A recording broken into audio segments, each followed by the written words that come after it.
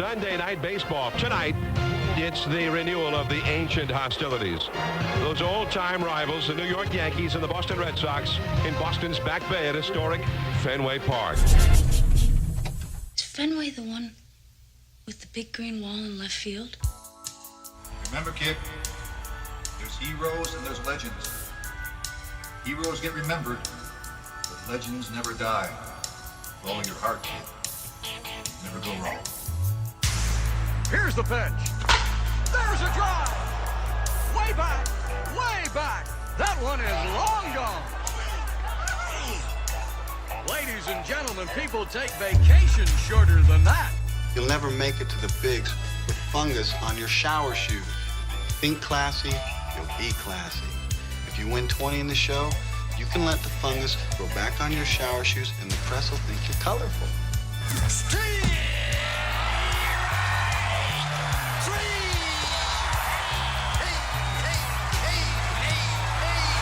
hey, Willie Mays Hayes here. Play like Mays, I run like Hayes. You never heard of Salted of SWAT? Titan of Terror. Colossus of Clout? The Colossus of Clout. The king of trash, man. There's no crying. There's no crying in baseball. Sure as God made green apples, someday the Chicago Cubs are going to be in the World Series. Vaughn into the windup in his first offering. Just a bit outside. Hello and welcome to the Just a Bit Outside Baseball Softball Podcast. My name is Raymond Peters, and today we sit down with current South Mountain Junior College head coach Brittany Mata. She was also a two-time Women's College World Series champion at Arizona State University. So we're going to dive into her personal background as far as how she got to ASU and how she now has progressed into coaching and where women's softball is taking off. So, Brittany, how are you doing today? I'm great. Thanks. Thanks for having me on. So, your bio on ASU's website says that you were a two-sport athlete coming out of high school. You played softball and you also played volleyball. Was there opportunity to play volleyball or any other sport besides softball after high school? And if so, how did you land on softball? Yeah, so I was a multi-sport athlete all the way through till about my sophomore year in high school. And my dad was a coach as well. He coached from anywhere from little league level all the way up to the high school level too. And so it kind of just had me kind of trained that I was going to narrow down my sports when it came to sophomore year, just so that I could, focus on one or two and kind of narrow it down. So I was playing basketball, running track, playing volleyball, softball. And I just really loved volleyball and softball the most is what it came down to. I had friends that were involved. So it was kind of a social thing. And then, I was naturally a little bit better at softball. So height was not something that I was blessed with. I'm only 5'3". So the volleyball thing, I was more of a defensive player, libero. There were a couple junior colleges around the Sacramento area where I grew up in Woodland that were interested for things besides softball. But I really loved softball the most. Being outside, catching, I was a catcher and a second baseman. Being outside, kind of just commanding the field. That's really what kind of sparked my passion for softball. So there were opportunities there, but I just really loved the game of softball a little bit more and narrowed it down to that when it came to, sophomore, junior, and senior year of high school. And the one interesting thing I found that really stood out about that bio was it says you walked on at ASU. So to walk on at a program like that is pretty impressive. So can you kind of go into how that came about, like how you found them, how they found you, and how that process led on to I'm going to go here and see kind of what happens? Yeah, absolutely. So I worked with Kelly Jackson Softball Academy in Sacramento, and I had a really great coach that coached me in hitting and in catching as well. I went to a couple of the Kelly Jackson showcase events, which were the college coaches would fly in to Sacramento and they would watch you, hit and take ground balls and throw people out, things like that. And I started really getting more exposure Not really from the club scene. Back then, the club scene was still kind of relatively new, I would say. And so the showcases really were the things that would kind of turn you on to college coaches. And that's where I started getting handwritten letters from people. The interest started coming in. I got a couple handwritten letters from the old coaches at ASU, which were Coach Ivy, was the recruiting coordinator then. And unfortunately, I had a lot of interest from several schools in California, TCU, a couple schools back east. I had a really big dream to go to University of Texas. I took a visit out there. I met the coach, and I decided that the campus was just kind of overwhelming and too big for me. So on the way back home, I stopped. It was my senior year, I guess. So senior year spring break. On the way back home, we stopped and visited Arizona State. And we were driving up, and you're coming out of the airport on the 202, and you see the water, and you see a mountain, and you see the baseball stadium and the football stadium tucked over by the mountain. And it was awesome. I fell in love with it right away. So I went to a couple softball games. They played Northwestern. I was able to meet Coach Myers that weekend and kind of just say hello and introduce myself. I met Jim Baedia, who was at that point the director of operations. He took me around the entire facility and just showed me around and gave me a tour of everything. Really great hospitality, and that was it. But I think that it helped because I was able to introduce myself ahead of time, and I just really fell in love with the school. So the next summer, I was given the opportunity, the summer after my senior year, I was given the opportunity to play for Sacramento Sting in a tournament in Phoenix, right out here by ASU. I made sure to send the recruiting coordinator at that time, Robert Wagner, my schedule. And then I kind of just went out on a limb and said, you know what, I'm not going to take any offers from anyone else. I'm going to go to ASU. Moved out here. Thankfully, my parents were able to, get me to the place I wanted to go. And they told me that, if you're going to try out and you're going to do this, then we support you 100%. I was on campus for maybe 2 weeks and got all the paperwork filled out, eligibility, all that.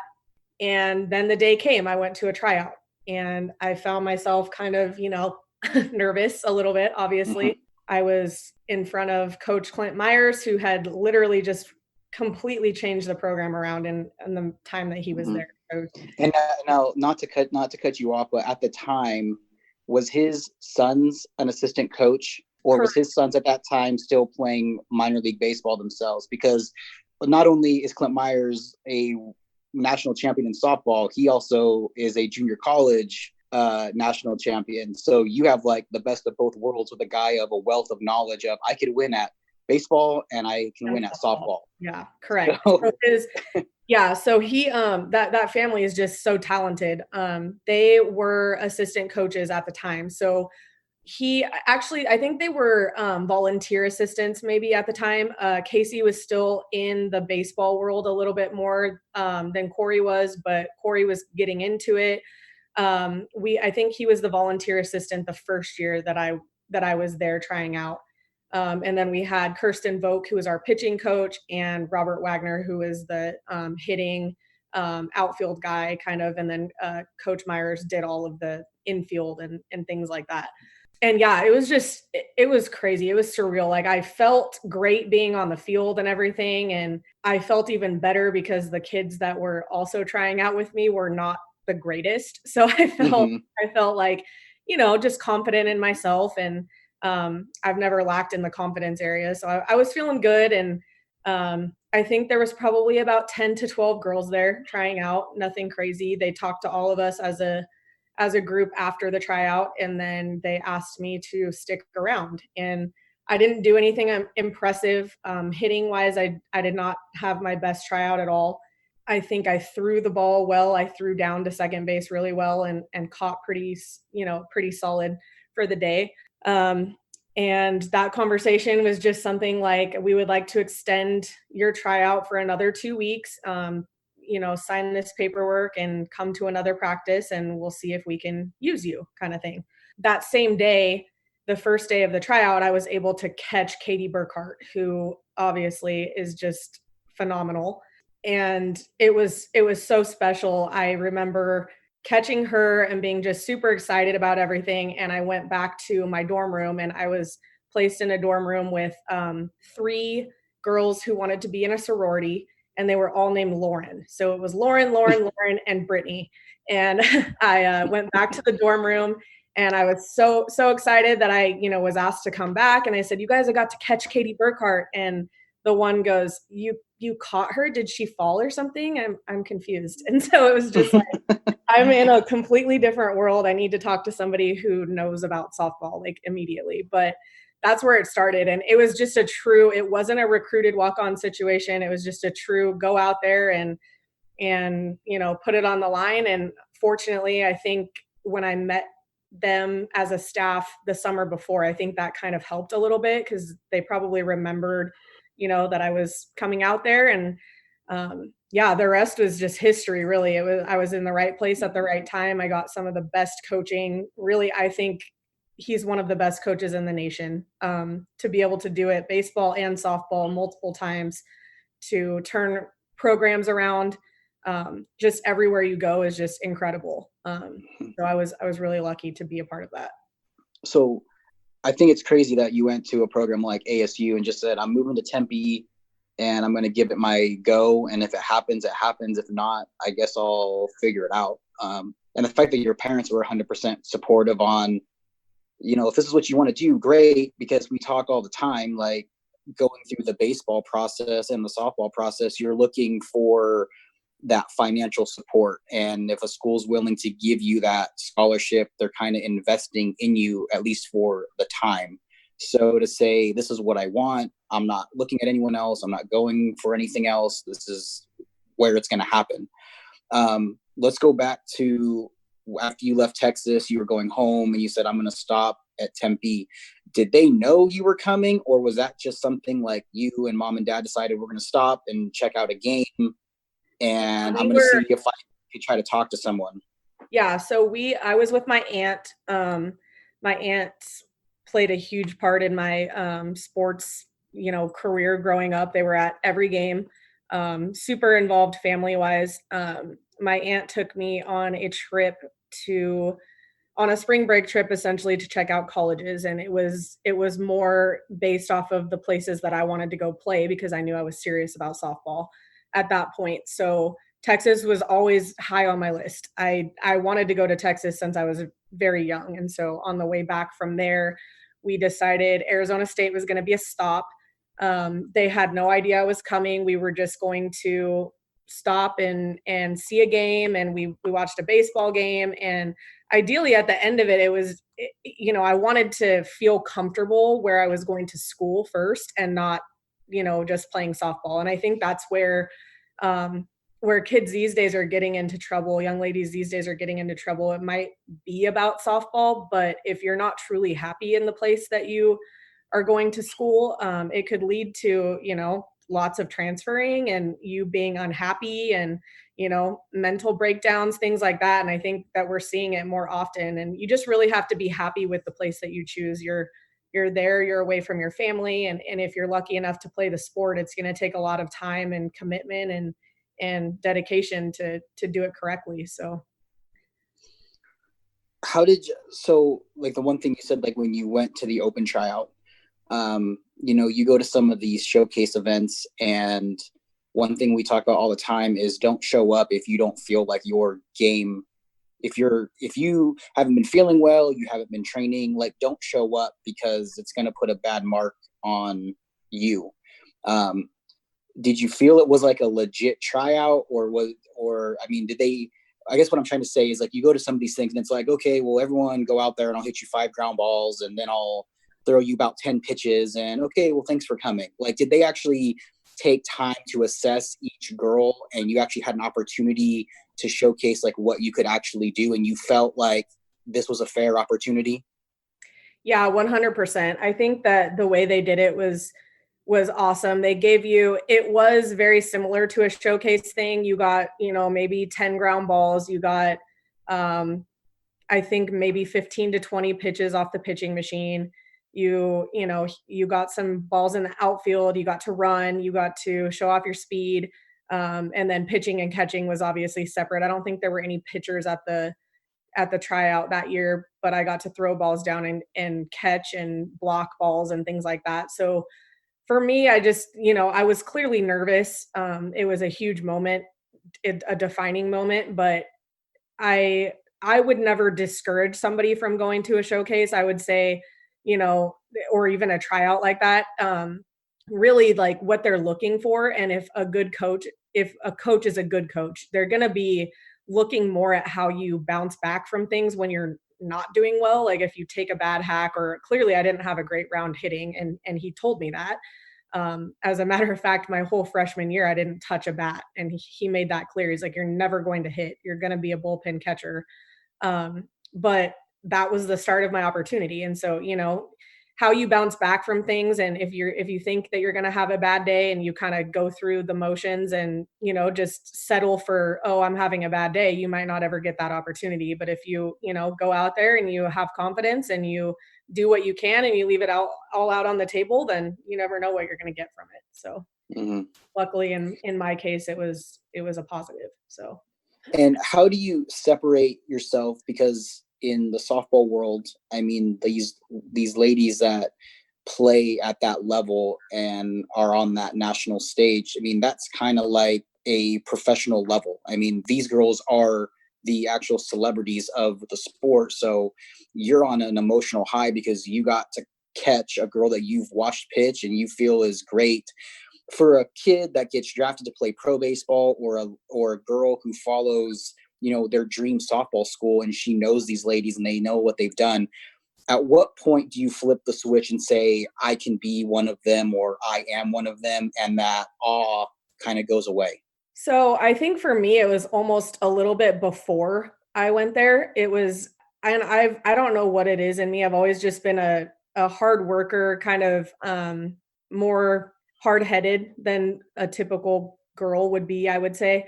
I think it happened before. It was like, okay, you can do this. I had, there was another girl, she's one of my friends now, still to this day, Katie Crabb. She played in a league, in the same league as me in high school. So she was from Roseville. I was from Woodland. We played against each other. And I kind of just had her like in the back of my mind. Like I knew she was going to ASU and I knew she was recruited there. And I'm not saying that I was as good as her, but I kind of just kept her as like, that target of where I should be to push myself. And it definitely happened before then. I had to turn it on. I had to give my best, and I had to be at least equal to at least one of them for me to even get a second look to continue the tryout. So it was something that I had to turn on before I got there.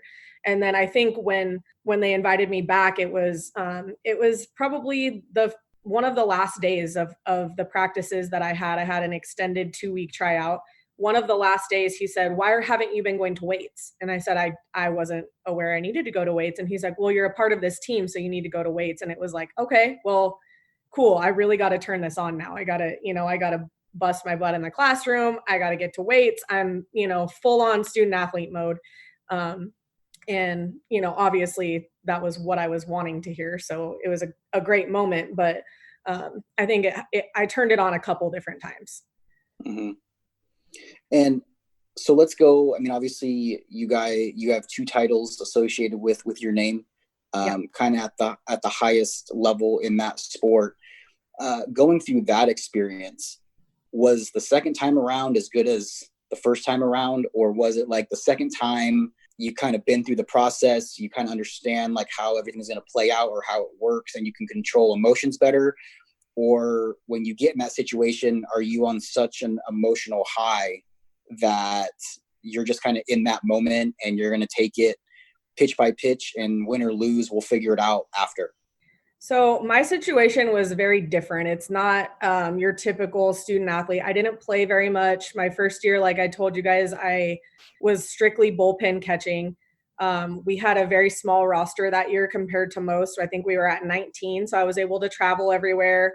But I learned a ton that first year. I soaked it all in, because really what I was supposed to do is I was supposed to catch, all the bullpens. I was supposed to warm up pitchers during games. I was able to build relationships with those pitchers on a daily basis. Kind of learn from everyone on the team, and then sit back and watch the rest of the practices. So when your typical student athlete is kind of, in the grind, doing what they're supposed to do for their position, I was really taking it all in and learning every position. So I was lucky to be in that situation. The second year that I was there was the year that we won the first World Series. So in 2008, we won the first World Series, and I was actually a redshirt freshman. And I was not dressed out during that World Series. I was in the stands. So it was a little bit harder emotionally for me, knowing that I wasn't going to be on road trips prior, like I was the year before. And I wanted to give more to my team than what I was able to. And so I think that was the worst part for me, because I've always been somebody that's, I just create leadership really wherever I am. And so it was difficult being in the stands and not being down there to support or catch or do whatever I needed to do. But so the first one definitely for me was great, because I was a part of something that I probably would not have been a part of if I didn't choose to, just take a leap of faith. But the second one, so after my sophomore year, I decided that I was going to stop playing and become a coach. And Coach Myers was really the person behind that. Robert Wagner and Coach Myers, they kind of they saw how I was working at camps. They saw how I was, great working individually with kids. And they put a lot of trust in me for the offensive side at some clinics that we were running and things like that. And they approached me and they said, we want to give you this opportunity to become an undergrad assistant and, finish your schooling with us and kind of soak up all of the things. So it was difficult, because I would be transitioning from a player with my teammates to a staff member, and my teammates would also still be there. So I would be giving direction or, helping set things up to players on the team that were some of my really great friends. So that was difficult, but I would say the most rewarding was the 2011 when I was a grad assistant, because it was just, it takes so much time and preparation. I don't think that the typical person out there understands how much time you put into this. It's 5 a.m. you get there, 12 o'clock at night you're leaving, and then you're waking up and you're doing the same thing all over again. Just being away from your family, putting in the class time and the working out time and the physical stuff. But for me to transition and get the player aspect of it from the first year, and then transition to the staff aspect the second time we won, you're preparing them and you're hoping that your preparation, that you've done everything that you can to get them to the level that they need to be to win. And that is a little stressful, but it's also super rewarding when they do the correct thing. So in 2011, they went all of postseason without making a single error. And you can't ask for anything more than that. And then you end up winning a World Series as well. It's like everything that you've done for the past year pays off. And so really the 2011 one for me was huge. It just confirmed, it sealed the deal for me that I was in the right place with the right coaching staff at the right time. And it was just wonderful to see. So. And from that moment on, it was coaching something that you've just fell in love with, and you're like, this is what I'm going to do in some fashion? I think giving lessons is definitely different than coaching. I know when I was coaching, I didn't like the game part. I liked the practice part, because I felt like that was the interaction part. That's where the relationship building part really happened for me. And like you, when they finally have that, oh, wow moment, and everything we've been working on just happens, and you see it in their face, like, I get it. Those are the fun moments. But at what point were you like, I can coach at a high level? Like, this is kind of like my path now. It was right around that time. I, obviously was still like, I was working on my master's and still a student, and, I was still very much involved in myself at that point. So I don't think I fully grew it until sometime after that. But it was right around that time where I started believing them, like, oh, I could be a good coach. I could, as long as I keep working at it and doing these things, then I probably could. out of the grad assisting phase, I had my daughter for 2012. So right after my grad assistant phase, I had my daughter, and I decided to become a high school coach after that. So I was doing the lessons, the individual lessons and things like that. And like you said, you just don't see them put it together. And for me, being a part of a team is so special that the team aspect was kind of something I was missing. Like I wanted to get the girls, my group of kids, and get them around, each other, and develop a culture of my own, and, just turn something around. And so even when I was assisting different places or helping out with different teams and things like that, it was always something like I wanted more. I wanted my own stamp on things. I decided to apply for a job as the head coach of Highland High School, which is out here in Gilbert. And I got that position as the varsity head coach. And that's really where I was able to kind of explore my version of coaching, put together a program, start from the ground up, make it just one smooth culture throughout the entire program. So freshman, junior varsity and varsity levels, and just kind of explore what I wanted to do and my thinking behind coaching. And that was really exciting for me. I think it was a level that I wasn't prepared to coach at. I think that once you've been around the game with the Myers family at ASU, it's a lot, and your expectations are just more than what you can ever imagine after that. So the high school level was definitely a little bit difficult for me, just because I was used to the highest standards out there. We did well, and I really enjoyed it. And I was lucky to be a coach for, a high school team, and really just do that and get to spend the early years at home with my daughter and see her grow up and all that. And once she got to school, then I did 1 year of assistant coaching at Mesa Community College. And then I decided that it was time to go out on my own and try to, get a head coaching job at the college level and really make a program my own. So that's where I am now. And I'm really excited to do that and move forward with that coaching level at the college scene. So let's jump into this real quick before we go on our first break. Okay. One of the things that interests me, because I played junior college baseball and you're a junior college head coach, creating a culture is difficult at any level. But how do you go about creating a culture with girls who are really only with you for 2 years, unless you redshirt? Some might be with you for 3.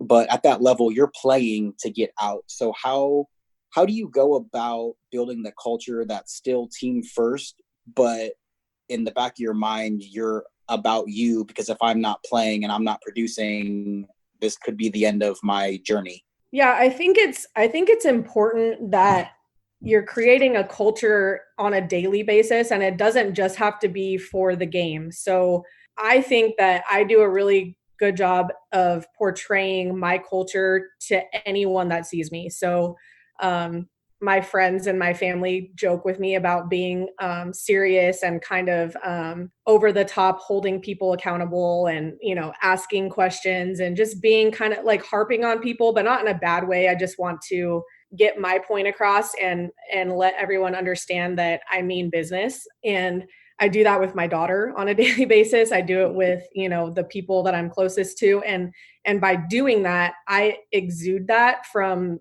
moment one. So if a recruit's coming in with their family, they know right away that I mean business, and my culture, my actions are setting the tone for the culture that I expect from them. I think that obviously, my past and the things that I've done in the national championships have a lot of credibility when it comes to recruiting kids and setting a tone for that culture, because I would never do anything less than what I was taught in the past. So one thing that I like to tell the kids coming in is like, I've always had greatness. My dad was a coach at a higher level. He was able to coach Dustin Pedroia at the high school level. So that's one thing. I grew up seeing greatness play. I grew up watching my dad coach greatness. I grew up seeing these things. I grew up When I got to ASU, I had the greatest coaches out there setting the tone for me. They firmly believe that greatness is a way of life. I believe that now, and I bought into that. And so my culture, my tone is always going to be greatness. We will achieve that because that's all I've ever been around. And so I think that it is difficult that you only have the kids for 2 years, and some of them might be less than that. I've been really lucky the last 2 years. I've gotten D1 bounce backs. And, they come and they go, but they help me develop that culture because those are the kind of kids that I would recruit no matter what. Those are the kind of kids that are going to go out there and push others and hold each other accountable. So I really just try to do that from a standpoint of within myself first as a person. And I think that the culture on the field just automatically just comes with that. If you set the tone, if there's a different tone that you set on an everyday basis from the one that you're holding them on the field, then they're going to look at you like, well, you don't do that outside of here. So why would I do that when I am here? It's not something you turn on. You can be great all the time. And I think that that's definitely what pushes me. That's definitely what the underlying motto is for our culture on our team, is just being great. All great points. Very fascinating. All great points. Just the way you talk, you could tell that you're not BSing anyone when you're definitely talking. I know if I was a parent or a player and I had to come tour your campus and your program, like everything you're telling me, it's black and white. Like, this is what it is. This is what we do. This is what we believe in. And there's kind of no gray area of, well, she really didn't answer this. Very motivating. When I was in junior college, Mike Rooney, who was a former assistant to Pat Murphy, he would tell us all the time, how you do anything is how you do everything. Yep. And he's like, I can tell you, if you give me 50% stretching, I can guarantee you give 50% when you go to math class. Like, everything was about who you were as a person. If you say you're going to be somewhere, be somewhere. And if you're going to do it to the best of your ability. And that's it. So when we come back from the break, I definitely want to get into softball recruiting, what opportunities are out there for girls, and what kind of turns you on to certain players that you want to go after. And we'll be right back.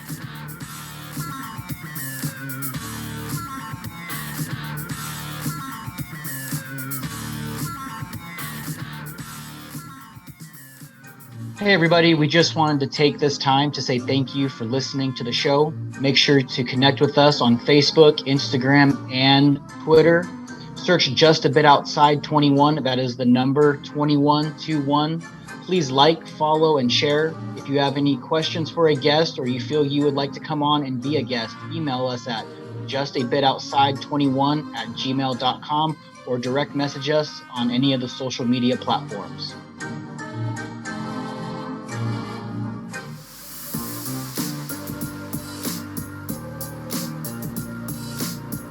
And we're back with two-time women's national champion and current head softball coach at South Mountain Community College, Brittany Mata. Before we ended, you gave us a great insight as to your mindset. And I think when you start talking about athletes or just people who are successful, they definitely speak positivity into their life every single day. And they hold that expectation for themselves, and they hold that expectation for the people that are around them. So let's get into what you look for as far as high school athletes that are looking to make that jump. Can you dive into kind of like a first look, what stands out to you for girls?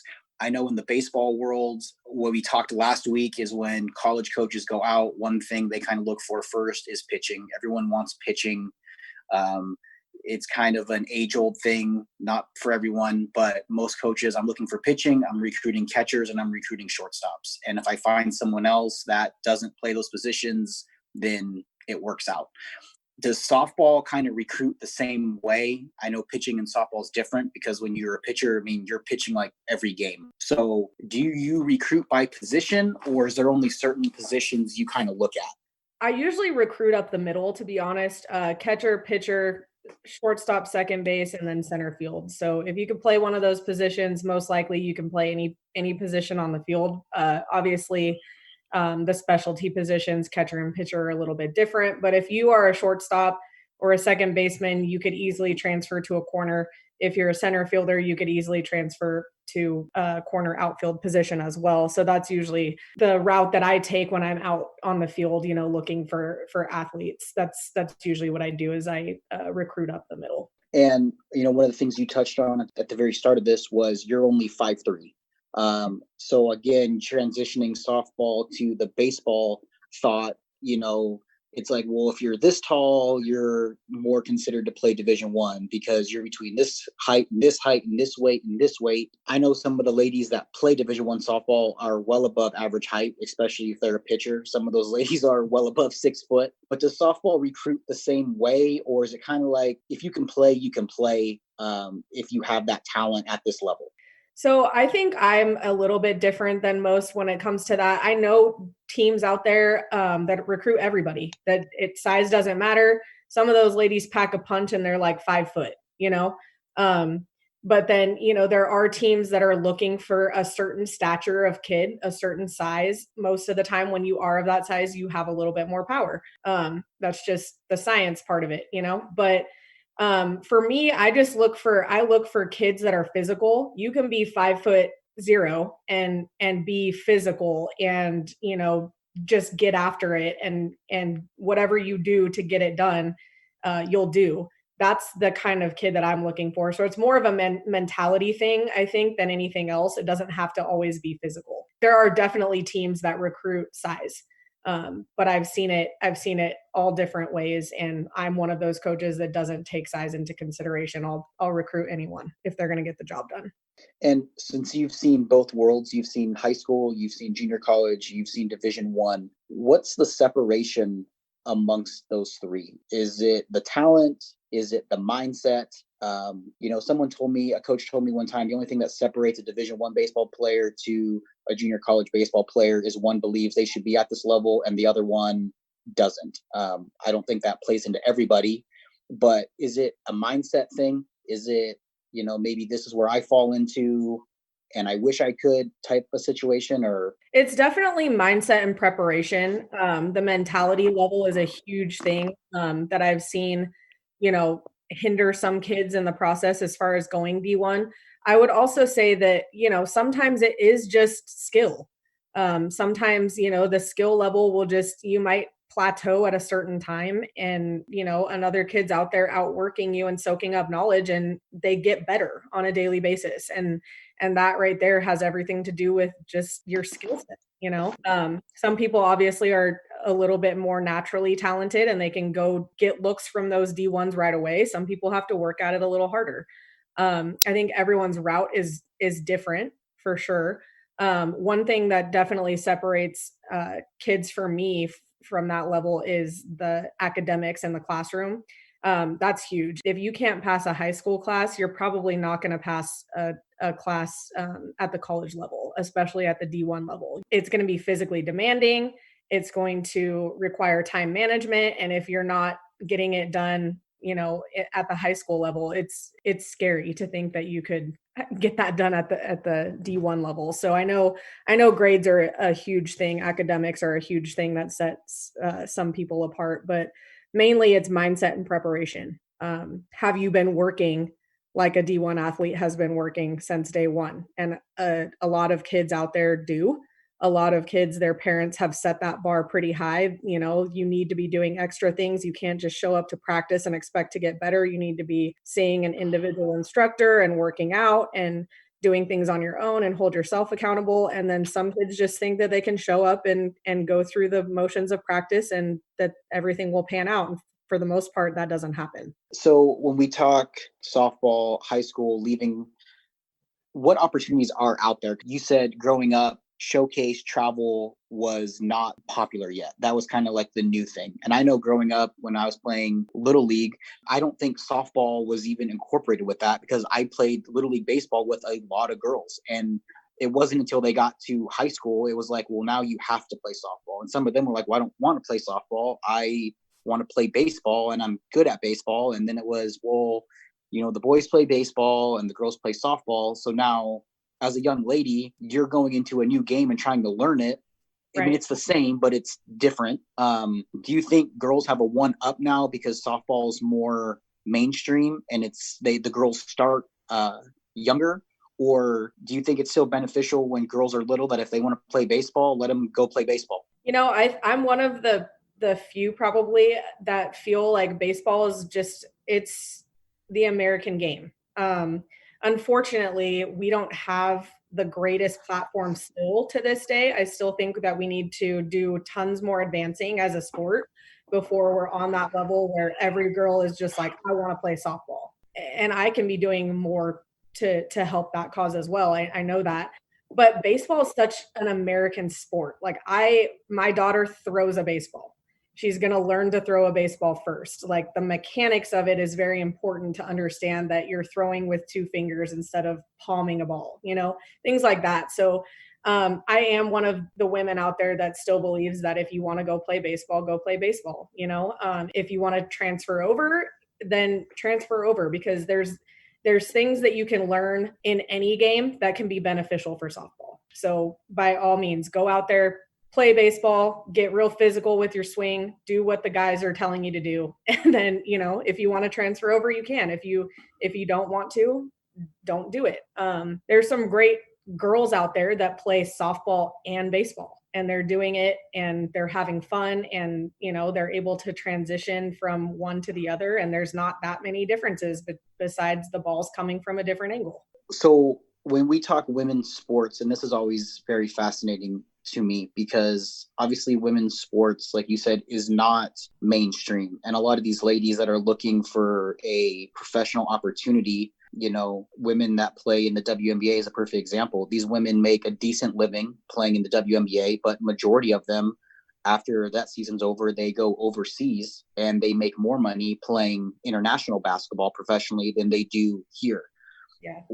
Like, why do you think it's difficult to have women's sports take off and be mainstream, and for these ladies to have an actual professional opportunity where that's the sole job that they have? I feel like there's just not a lot of people behind it. We need the fans. We need the people there on a daily basis. We need the support. I think it's great, the things that some of the men are doing out there, that, they're buying into things like James Harden is now partial owner of the soccer team in Houston. And people are doing things, men are doing things to help women's sports. I love that. I think that we could do a better job baseball to softball wise, because I think there's a lot of men out there in the, professional, in the major leagues that love watching softball. But unfortunately, we don't have the fan base like they do. So if a guy's out there and they're saying, a Major League Baseball player is out there promoting softball, what is that going to hurt? It's not going to hurt them. It's going to help us. So I think we definitely need more of that. And I just wish that we were in a more advanced place right now for a lot of different things. But, all we can continue to do is just develop the kids and, continue to pump out softball players year after year. And as coaches develop them, and hopefully, we come together as one unit and do whatever we can to create that kind of fan base so that we have people behind us. And hopefully it is something someday that will pay the bills for these kids. But right now we're just not in that spot. So one of the things my sister-in-law and I talk about all the time, because she played high school basketball and had opportunities to go play beyond in college. And she's a big advocate for women in sports. And so am I. But I don't want to say debate we have, but conversation we have lately has been women transitioning over into coaching a male sport. And I'm of the stance of, not that women can't, not that women do not know the game, but for example, I would find it very difficult for a woman who has never played professional football to go coach professional football. Right. Not saying she doesn't know the position, not saying she doesn't know the game. I feel like it's very hard for someone to be like, you're going to tell me, but you haven't done it. Does that make sense? Oh, it makes 100% clear sense to me. I'm always, and the same thing goes. So a dad is going to go out and coach their daughter, and they've never played fast pitch in their life. So, like as far as pitching goes and things like that, the things that are different, it's the same, really. It's, the fielding a ground ball, the same, swinging, the same. Pitching is clearly different. But if you haven't gone through those things, you haven't played in a game, you haven't played the game of fast pitch, like you said, you haven't played the game of football, it's very hard to coach those things. I agree 100%. One thing that I'm really an advocate of when we would do coaching clinics and things like that, Coach Myers would always ask the coaches to do the drills that the girls did.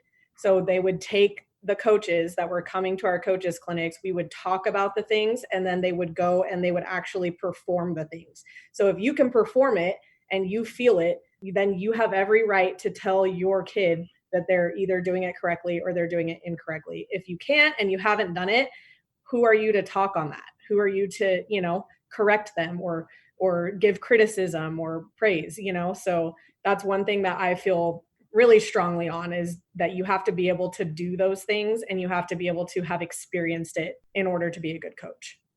Yeah, I think too, like you brought up, dads. I never played fast pitch softball, and I've had a few parents be like, oh, well, can you give my daughter hitting lessons? No, I can't, because I don't know the makeup of a fast pitch softball swing. It's not the same. There's certain things that are, but for the whole, it's not. And I'm not going to teach you a baseball swing that doesn't translate over to a fast pitch style of game.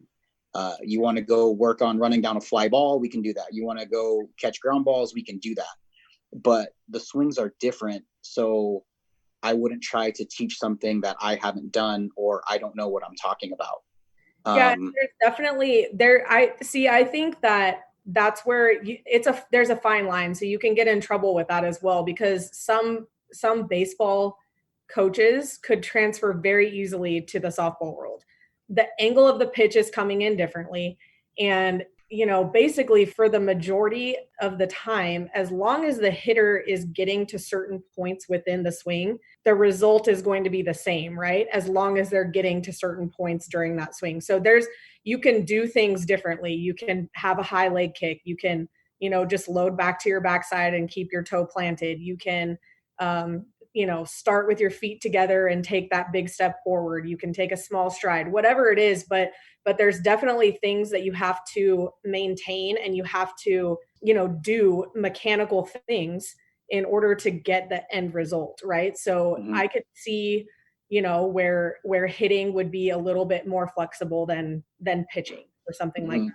But at the end of the day, really for me, it's more of like the mentality thing that doesn't cross over, because it's like, have you done this before? Have you experienced, striking out against a rise ball from Dallas Escobedo when she's throwing 65? No, you have not. And that right there, the mentality thing of it is where it makes or breaks you as a coach. So if you haven't done it and you're, screaming at a kid to get it done, that doesn't cross over with me very well, and it probably never will. I've struck out lots of times in my in my life, and I can tell when a kid is down on themselves, and then you can help them to, recover from that. And so that's one thing that just sets people apart, I think, in the coaching world, is you can coach things and you can be very mechanical, and some people can do things themselves really, really well, but they just can't coach it. They can't put it into words. And that's fine. Everyone has their calling. So if there was one woman, or maybe a group of women, that would you put at the face of women's softball? Like, these are the people that could help really make this game go. Like, is there a certain lady that stands out to you that has a big, strong voice in that world that's like, if you get behind this person, like, we can make the game mainstream, we can make it exciting? I think there are a ton of women out there that would be really good for that. Some of my favorite people, I really, it's hard. Kelly Ford from Fullerton is a good one. She's opinionated. She's outspoken. She was another person that was coached by Coach Myers. So I know that some of the things would transition. Plus she's had a lot of experience herself, and knows herself really well. And she advocates great for the game of softball. She's one of them. Obviously players that have played, there's a couple of players on like the US national team that I would choose. There's a couple of players that I would probably choose from other national teams like Team Mexico. Like I think Dallas is a great advocate. She, has the fan base and the support and all that to kind of go and rally it up for us. I think there's a lot of great people out there. Holly Rowe is another good one. She's, the ESPN reporter, but she's dealt with a lot of struggle and things in her own life, and just holds like women's sports to a very high standard. I think there's a lot of people out there, and I think that there's men out there too that could really advocate for us, and I think that's what we need, because obviously we all think that we're great and that our game is great, but if somebody else is out there telling people that our game is great, I think that would be more beneficial.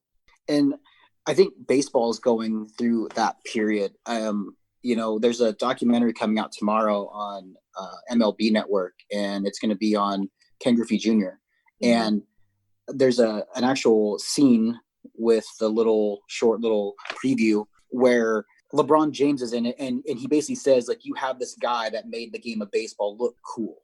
And I think for a younger generation, unless you play baseball or you play softball, it's not in the mainstream where like, oh, these are like larger than life athletes and the game can be a lot more exciting than what it is. Yeah. I think baseball is so traditional that anyone that tries to be a personality or kind of be themselves is looked down upon, of like, well, that's not what we do. And I think Ken Griffey Jr. was one of those dudes where 18-year-old kid, 5-tool player, had the earrings, wore the hat backwards. And that was like a big no-no growing up. Like, if you're going to wear a hat, you never wear it backwards. You wear it facing forward. I feel like Trevor Bauer now in baseball, he's kind of become that bad boy image of, I'll just tell you off the cuff, like what I feel, and you can like it or you don't have to like it. Right. I think those are the people that, like you said, everyone should back each other, but that's kind of like what baseball and softball needs, is its own personality and their own larger than life personalities. And you see that with the NBA, you see that with the NFL. And I think, like you said, people need to give your game a chance. I know when I went to my first ASU softball game, I only watched high school softball. So you had a couple girls, maybe one or two that were really athletic. The rest were okay.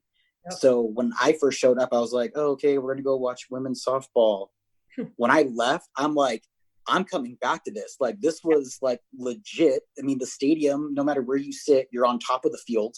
Yep. And, those girls can flat out play. And I enjoyed it more than watching a baseball game, to be 100% honest. Yeah. I always watch the Women's College World Series. Yeah. It's quick paced, it's fun. It's not, you don't ever get those lulls or anything. It's, a little bit more, energetic. I would say that the cheering, it can be annoying at times, but that's what makes it fun and competitive and, keeps everyone in it. There's nothing better when you look up in the stands from a player point of view and the little girls are singing every cheer that you do, that's great.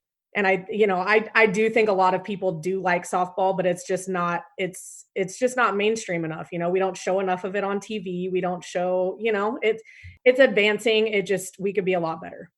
Definitely. So let's get back on recruitment. Are there showcase events that if you were a high school player and you couldn't go to everything, or maybe you might not travel, or you might not play with the best team out there that gets the most looks? Are there showcase events like baseball to where, like, if you're going to go, I would go to this one because this is where a lot of your coaches go? They go to this event every single year. Well, there's a lot of different opinions on that. I would say, really, if you're playing club ball, that's the best way to get exposure. Club ball, in little tiny towns, maybe not so much, but club ball, if you're going to bigger tournaments, but when I say bigger tournaments, it's within the recruiting period where it's open recruiting and it's not a dead period. If you're playing a showcase tournament during a dead period, you're really just wasting money. And, yes, it's for the development of the kid, but if you're trying to get recruited and that's your ultimate goal, you really want to pinpoint the times where the coaches are out and they're able to talk to you and they're able to do things. Camps are always good too. However, I do see where parents can spend a lot of money and lose a lot of money going to camps, and they get the general camp invite and they think like, oh, I got this camp invite, I must be someone that they're looking at, when really it goes out to about 3,000 kids, and they don't care who comes. I think that if you pinpoint the right tournaments, playing club ball is enough, but you have to be doing your own work. You have to meet the coaches halfway. You have to send out your video. You have to write the emails with your picture attached. You have to, and you have to write a good email as well. If I'm getting a general email from a kid that's, might be the same one that they send to every coach this side of, the Mississippi River, I'm probably not going to take much interest in it. If there's a picture attached and they say maybe 2 or 3, things that are specific to my school that are personal, I'm gonna like that email, and I'm gonna probably write the kid back, and I'm probably gonna click and watch their video. Those things are important to me. There are a lot of services out there as well. I used to work for College Athlete Advantage, obviously, and when I became a coach, I just decided that wasn't gonna work timing wise.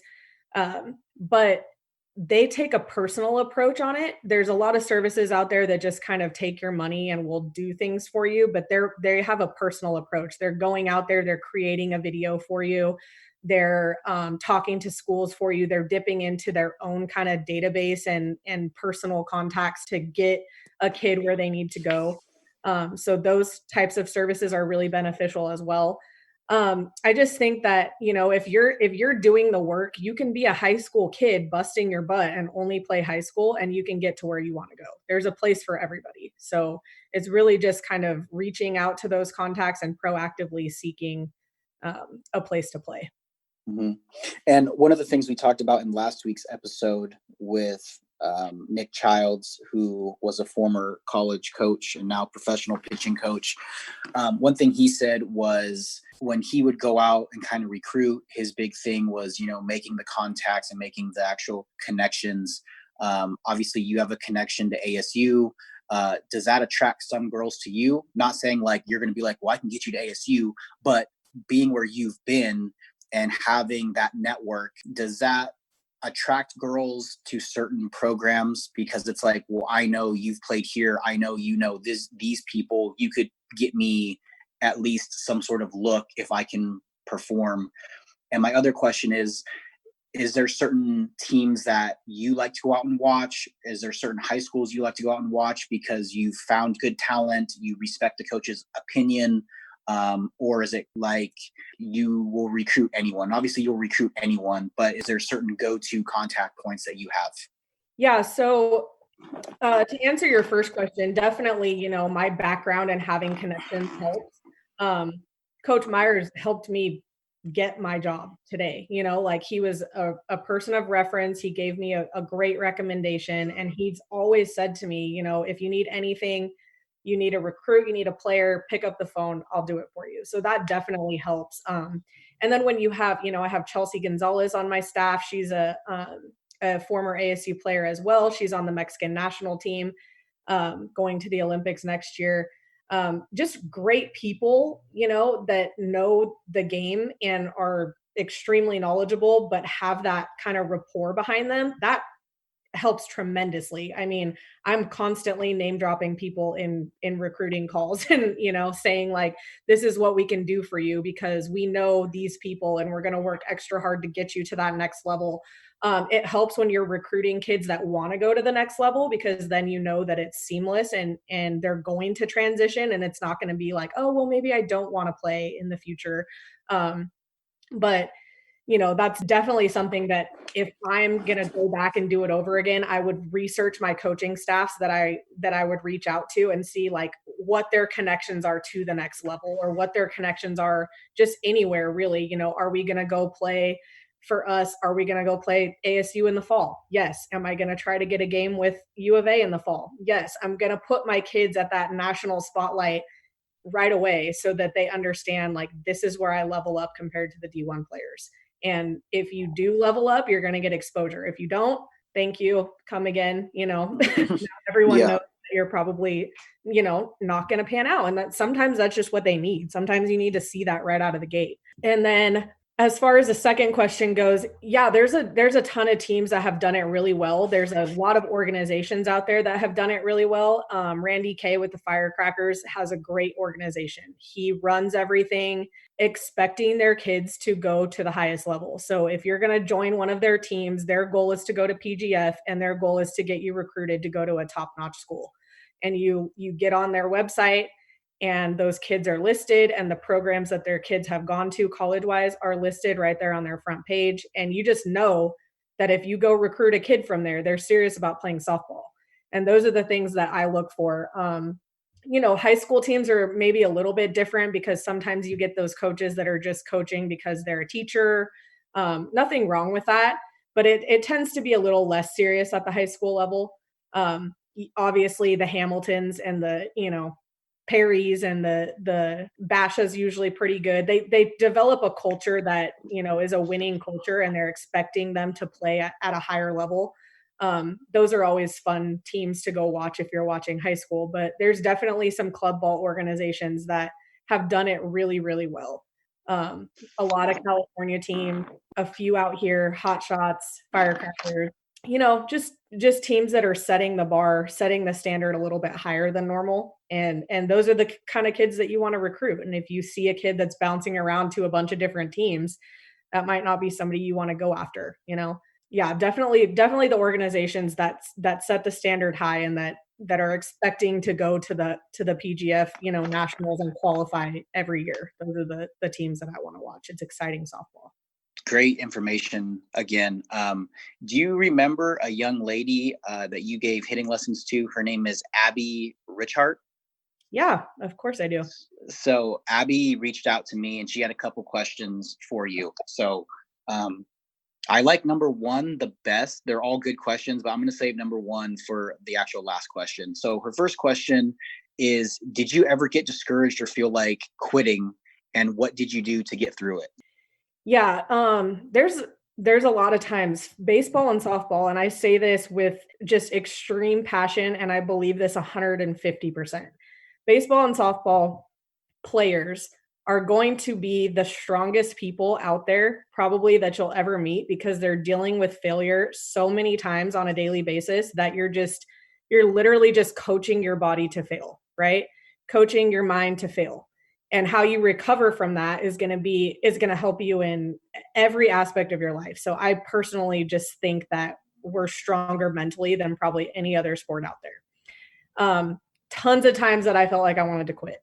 Like I said, I didn't get to pick up a bat my entire first, season with ASU. And that was extremely discouraging. It's, here I am, and I've worked all, my life for this one opportunity, and I'm told that I can't even pick up a bat. And, at some point, like you said, you can feel sorry for yourself, or you can turn it on and flip it around the other way. And it's like, was I able to work in the cage by myself after practice? Yeah, 100%.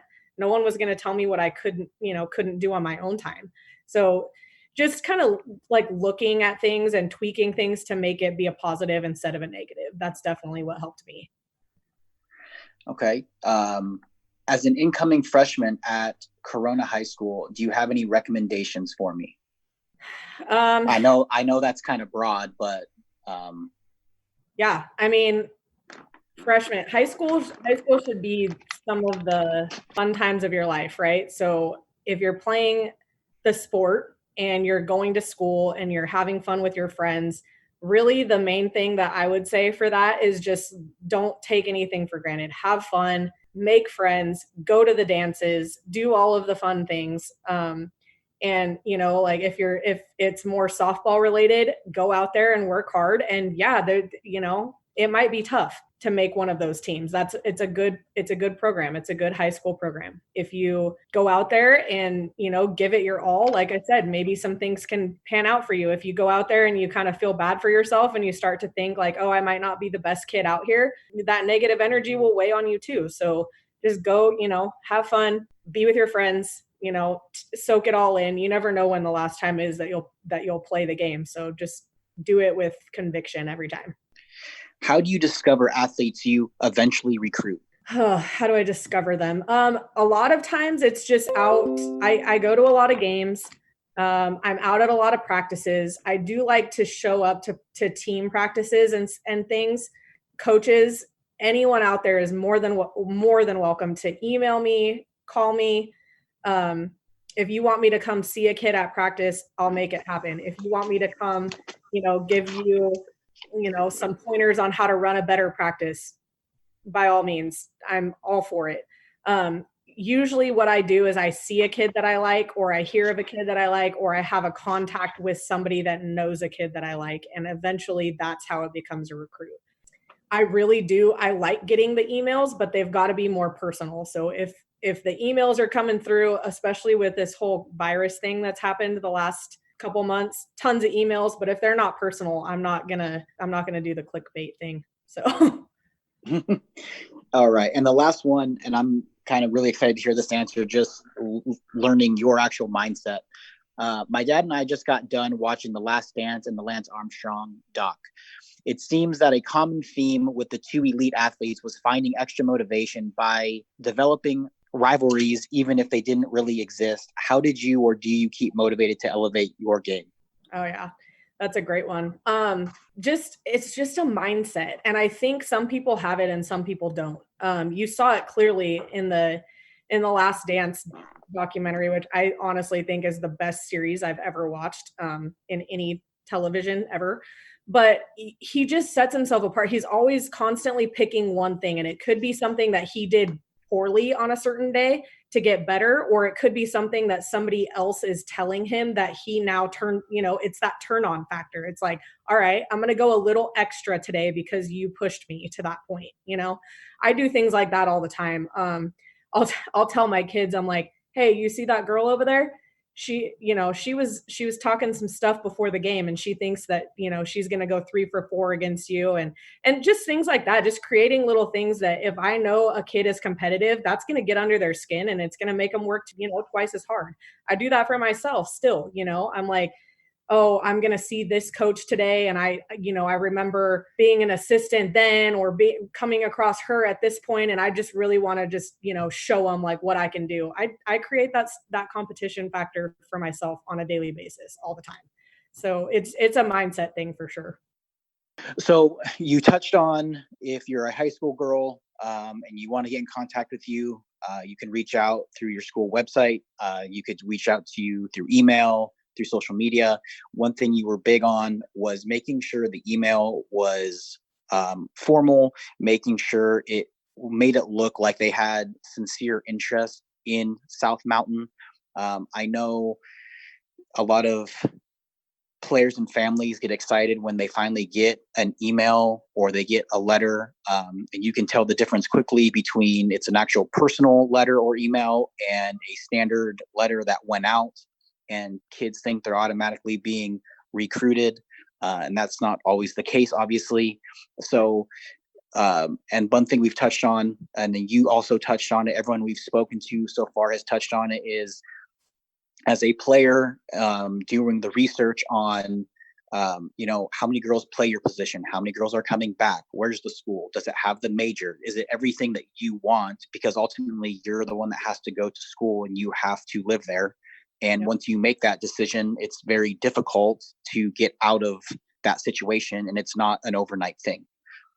When you find a girl that you like and they send you a skills tape, the coach that we spoke with last week, he said it should be short. And when we asked about a time frame, he said there wasn't really a time frame. And he's like, I watched kids throw 3 pitches and it turned me on, and I watched an entire 5-minute video. And others, it was like, no. And I watched 30 seconds and I kind of get what you can do, and it's just not for me.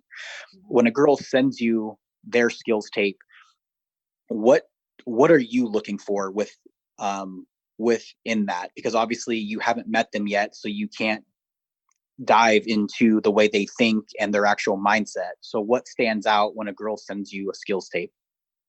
So one thing that I look for, definitely in a skills tape is pretty short, usually about 3 to 5 minutes. 5 minutes is definitely the max. I always like a little bit of an introduction in the beginning because you can feel a lot and you can get a vibe for what the kid is like just by them introducing themselves. So if they introduce themselves and they speak well and they're confident and they don't have a problem, they're not timid in front of the camera, things like that. Those are kind of like selling factors right away. Like, hello, I'd like to introduce I'd like to introduce myself. My name is Brittany Mata. I'm a catcher out of Northern California. Just having that confidence and that poise like on film is one thing that I really look for. And I think that you can see a lot just from those 30 seconds from a kid talking. And then not always putting like your best clips. Like I like to see one of the things that I like to see the most is like a full at bat where you're working through like a number of pitches. That could be a little bit longer in some cases, but you can tell a lot of the character of the kid and the individual just by working through some pitches and in different counts and seeing how they back out and like take their signs and get ready and get back in the box and see if they're making adjustments and things like that. So I like that. And I also like seeing adversity. So if you maybe, have a play where you didn't field the ball exactly how you wanted to, but you continue on and you make the play anyways and, get somebody out, things like that, things that, show that the adversity is happening, but it's how they deal with that adversity. Those are the types of things that I like to see. So not just a perfect cookie cutter, video. Mm-hmm. And that's one of the things we talked about last week with Nick was when he would go out. I asked that question. I said, did you want to see kids? I don't want to fail, but like, did you want to see how the kids kind of have a rough day? And he said, unfortunately, if there was a kid that was in state and he had the opportunity to see them multiple times, he said, yes, I wanted to see them kind of have a rough outing and kind of see how they dealt with it. Yeah. He goes, if I came to Arizona and went to a tournament, he goes, that's kind of my only look at them. He's like, so I don't want to see them like horribly struggle. Right. But he also touched on, a kid can go 3 for 3, but because of the situation, of the actual game, one of his hits was a little flared ball and maybe 2 rolling over ground balls that because a defensive player was out of position, it's a hit. Yeah. And I think kids gets caught on, well, I went 3 for 3, but you really didn't showcase skills that translate to the next level. Right. He touched on, I will go recruit a kid that went 0 for 3, but showcased bat speed and barreled balls and had a better approach. Yeah. And he goes, obviously I want to talk to people and see like, is that 0 for 3 a consistent thing or, so that's a big thing is just because you don't have the result doesn't mean you didn't showcase anything. And you're a prime example of you flat out said, I didn't have the greatest tryout, but you showcased enough that they saw something in you to say this girl can play at this level. Yeah. And I think that's definitely important. So I'm glad you definitely touched on looking for all those things. I think some kids, when they leave the field, they look at that result and that's a hard mentality to actually kick of I went 0 for 3 or I didn't have the best day pitching and you feel like you didn't showcase anything, but in reality you still are. Sure. I would definitely rather see a kid, go 0 for 3, but they're like smoking a ball at somebody and still run, 60 feet out as fast as they can. Like those are the types of things that make the game, that's what makes the game fun. It's a competition. So yeah. And yeah. So I know the age of social media, it's definitely different than when I was going to school. When I was coming out of high school, that was kind of email was your main form of contact, and you made a DVD and had to put it onto a disc and you had to send the DVD out. YouTube wasn't really a thing. And social media wasn't a thing at all. Right. So with that age, it should be a little bit easier to get in contact with coaches and to showcase your stuff. But on that, when you find a girl that you like, do you go check out their Twitter? Do you go check out Instagram and see what type of things they're posting, what type of people they associate with to kind of take a deeper dive into who they are and what things are you kind of looking for in that? Just kind of like what type of person they are, and are there turn-ons and turn-offs to social media? So when I recruit, I'm very, very upfront. I really like to just make a connection with the person like right away. And if I'm not feeling that they're connecting with me, that might lead me to go kind of like look into some things. It's social media just runs everything these days, and so you've got to be very careful about what you're doing. I've personally seen some things happen where scholarships were taken away and stuff like that due to social media outlets, and just saying the wrong things, posting the wrong things. So you just have to be very careful. Um, what I do is I like to make the connection with the person. So if I can do that face to face, and you're answering my texts and you're answering my calls and you're answering my questions that I have for you while I'm trying to get to know you, I don't go seeking information on social media. Just because there's, you could have a totally different side of a kid on social media. And if, as long as they're communicating with me, that's really all I ask for from them. So usually if I'm making a good personal connection and they're communicating and everything's going well, I don't go do that. Sometimes I will, if I can't read the person or they're a little bit maybe more quiet than others. I'll go like look and see on things and see what they're posting and stuff like that. I try not to dive too far into things like that, because it's one, if I'm just in the process recruiting them, it's not my job. That's more of a parent's job to tell their kid what's right and what's wrong. But I do definitely think that it plays a huge part. You can get, a clear view of what views they have on things, what they're posting, if they're posting, them out with their friends and, everything's just fun and games. Cool. Like they're kids, we have to remember that they're kids and they have fun outside of the game as well. But once they cross that line into calling people out and, posting inappropriate things, stuff like that, then, that might be a make or break situation for me. When you offer a girl, what's that grace period that you give them? And they're like, oh, thank you, I'm going to talk with my family. At what point do you say that offer's off the table because you've kind of strung it out now for a period of time? And obviously I'm not the school for you because you haven't committed to me. I kind of watched that play out with kids with baseball, in the sense of like, I like this offer, but it's not the offer I want. So I'll kind of table it. Yeah. And if I don't get anything else, I'll come back to it. But that kind of doesn't reflect well on them, because the school and the coaching staff was obviously like, well, I wasn't your number one, I was your number 5. Right. I like to be very upfront with the recruiting process. So usually when I end things, I'll tell the kid like, hey, I've X'd out this amount of weeks for me to be recruiting. So if you pass this amount of time, I'm going to go ahead and assume that you've accepted another offer somewhere else. And that's my dead period. Like, I'm not going to go past that point. For me, it's more of a personal thing. I like to have, a certain amount of time with my daughter during summers and things like that. I like to go into the spring season not having to recruit a single person during the spring, just because I need to be fully focused on games and competition and my team on the daily, not somebody that could be coming to me in the future. So I like to just, and when they leave and we've had that conversation, I'm never pushy. I do check in on them, and I have a couple of kids that I still talk to right now that I was recruiting that have decided to go somewhere else, and I'll always help those kids. But you just have to be very clear. And I think that's where some coaches, vary in that aspect of recruiting. It's like, if their future is really dependent upon how honest you are with them in that moment, right?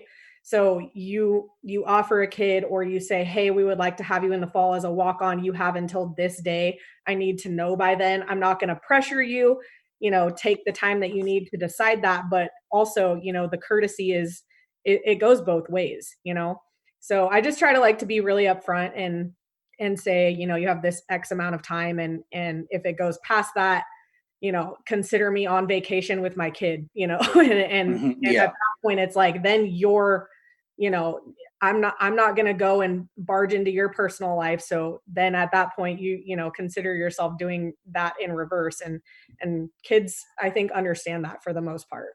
You know, thank you again for your time today. Kind of like a final thought. Where would you like to end up at the end of your coaching career? And where do you want to see women's softball end up eventually? Yeah, thanks for having me. This has been super fun. I would love to go D1. That's my goal. I've been asked a lot of times. I'm very passionate about higher education for everybody. I think everyone should have the opportunity to do that. I want to create better opportunities for students inside the classroom. I want to also create better opportunities for people that work at higher educational institutions. I think that we can be better as a whole. I also want to create better opportunities for women in sports. I think that, you know, the game has come so far, and to keep advancing that is definitely one of my goals. But the competitive factor for me is huge. And so I don't think I will ever give up the actual competition factor of this. So I see myself on a field until I'm very, very old. You know, in life, I just feel like I'll always have that. Something will always be missing if I'm not competing on a daily basis. So just having the ability to kind of be in the office when I want to be, but then go out to the field for a good practice at the end of the day or a game, there's nothing better than that. So, Brittany, thank you so much for your time. You shared a wealth of knowledge that I hope the young ladies, even guys that took the time to sit down, you can take it for both baseball, softball. You shed a great light into the mindset of a coach, a player, the recruiting process. And kind of like the first two episodes, you have a kid who wished he asked more questions. You had a coach that said, like, you need to ask as many questions as you can, because if you don't ask it, you can't blame the coach because you didn't ask me. And that's kind of the same path you're on. Is you're very black and white. There's no gray area. I'm going to tell you how it is. I expect you to tell me how it is. And that's kind of it. So thank you again.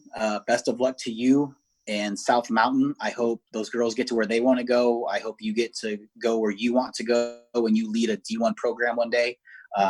So take care of yourself and your family, and thank you so much. Yeah, thank you. Thanks for having me on. And if anyone needs anything, find me on the South Mountain website. My number's listed and my email as well. So feel free to reach out and I'll help in any way that I can. Thanks for having me.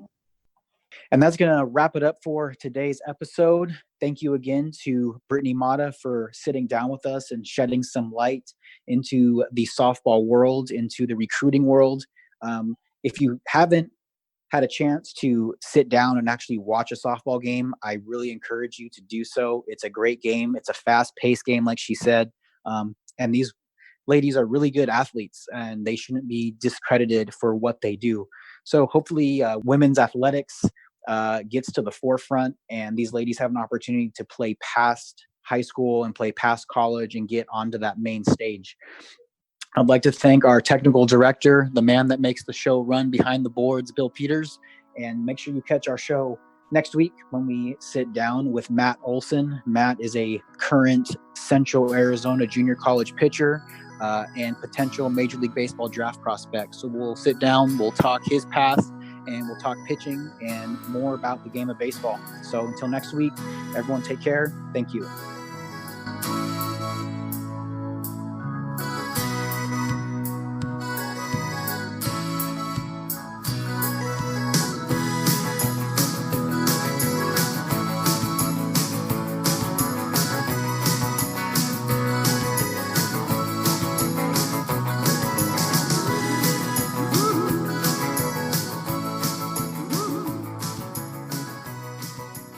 I'd like to thank our technical director, the man that makes the show run behind the boards, Bill Peters, and make sure you catch our show next week when we sit down with Matt Olson. Matt is a current Central Arizona junior college pitcher and potential Major League Baseball draft prospect. So we'll sit down, we'll talk his path, and we'll talk pitching and more about the game of baseball. So until next week, everyone take care. Thank you.